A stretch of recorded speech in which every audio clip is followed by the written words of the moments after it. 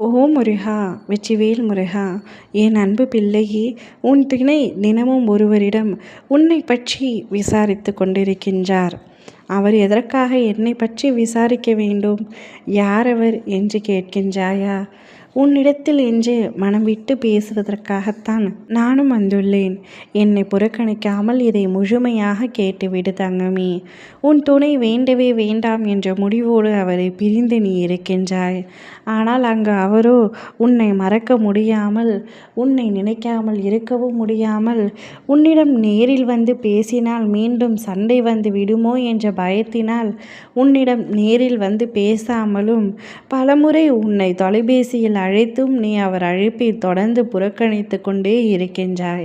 அதனால் வேறு வழியின்றி உன்னுடைய சொந்தக்காரர் ஒருவரிடம் உன்னை பற்றி தினமும் விசாரித்து கொண்டிருக்கின்றார். நீ என்னதான் அவரை வெறுத்தாலும் அவர் உன்னை வெறுக்கவில்லை.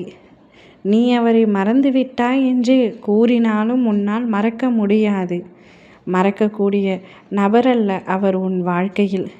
இருந்தும் அவர் செய்த சிறு தவறினால் நீ அவர் மீது கோபமாக இருக்கின்றாய். அந்த கோபம் இப்பொழுது பிரிவை ஏற்படுத்திவிட்டது. இந்த பிரிவினால் நீயும் நிம்மதியில்லாமல் அவரும் நிம்மதியில்லாமல் இருக்கின்றீர்கள். உனக்கு அவரோடு சேர்ந்து வாழ வேண்டும் என்ற மனம் இருந்தாலும் அவர் செய்த தவறை நினைத்து அம்மனம் மறுக்கின்றது. ஒரு புறம் ஏற்றுக்கொள்ள நினைத்தாலும் மறுபுறம் உன் மனம் ஏற்க மறுக்கின்றது. என்ன செய்வது என்று புரியாமல் நீ தவித்து கொண்டிருந்தாய்.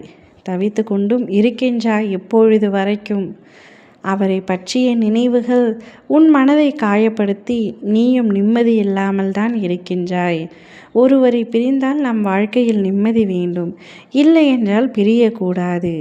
அது செய்த தவறுக்கான தண்டனையை அவர் இப்பொழுது அனுபவித்து கொண்டு தான் இருக்கின்றார். உன்னுடைய காலில் விழுந்து மன்னிப்பு கேட்டும் உன் மனம் இறங்கவில்லை என்றால் அதன் பிறகு அவருக்கு என்ன செய்வது என்று புரியவில்லை. அதனால்தான் இப்படி அவரும் ஒதுங்கி நின்று மூன்றாவது நபர் போல யாரோ ஒருவரின் மூலம் தொடர்ந்து உன்னை பற்றி விசாரித்து கொண்டே இருக்கின்றார். உன்னுடைய மனம் மாறிவிடாதா? அவரை ஏற்றுக்கொள்ள மாட்டாயா என்ற ஏக்கத்தோடு ஒவ்வொரு நாளும் அவர் கடந்து வந்து கொண்டிருக்கின்றார்.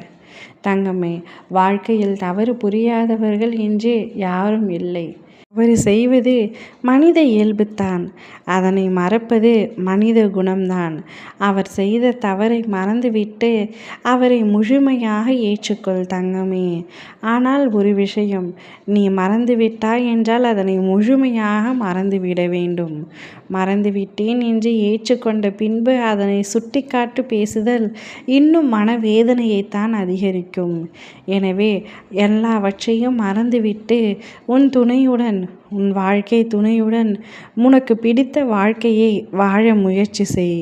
அவருக்கு ஒரு வாய்ப்பு கொடுத்து பார். நிச்சயம் இதன் பிறகு அவர் எந்த தவறையும் செய்ய மாட்டார். ஓம் முருகா! வெற்றிவேல் முருகா!